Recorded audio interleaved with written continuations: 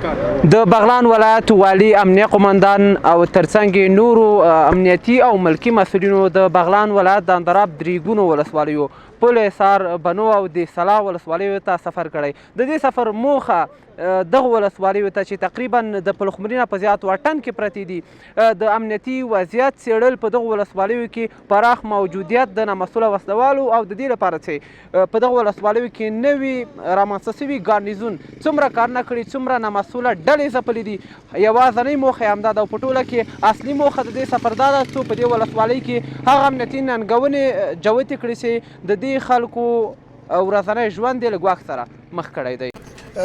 عملیاتی که در مقابل افراد مسلح غیر مسئول در این ولسوالی‌ها ما پلان کرده بودیم اجرات از او روی کار است که هر آنجایی که اونا سنگره به خاطر آزار دادن مردم ما و به خاطر باجگیری از مردم داشته باشند اونا را پایین میکنیم و به پنجه قانون میسپاریم.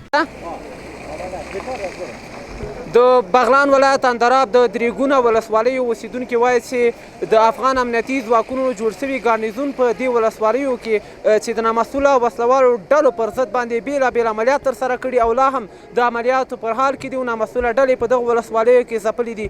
ترې خوښي څرګندوي او زیاتوي چې د بغلان ولایت محلي اداره دې لا هم دغه ګارنیزون ملاتړ دې وکړي او دغه ګارنیزون دې لا هم تقویه کړي څو د بغلان ولایت په نورو ولسوالیو کې او په ځانګړي ډول په دغه ولسوالیو کې نامسؤله او خپلسري وسلوال په اساسي ډول باندې وځپي او خلک یې له شر څخه په امان کې کړي.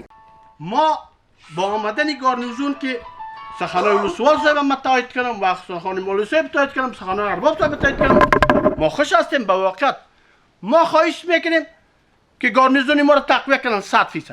بسیار رضایت داریم از گارنیزون. ما بسیار تشکر میکنیم که تا گارنیزون در اندراب آمده. مسئله غیر مسئول ما هیچ نمیبینیم که در سرک‌ها در قریجات مردم زورمندی کنه و همگیشان فرار به کوه میشن. د بنو د سلا او پل حصار ولسوالیو ولسوالان وایي چې امنیتي ځواکونو د دې ولسوالیو په لویو لارو کې د نامسؤله وسلوالو خپل سرې تلاشیانې او سنګرونه په اساسي ډول له منځه وړي دي. د دې ولسوالیو اوسیدونکي وایي چې حکومت یې دغه جوړ شوی ګارنیزون تقویه کړي څو بیا پرې نامسؤله وسلوال زور او ظلم ونه کړي. نورګل اندروال، میرمه راډیو، بغلان.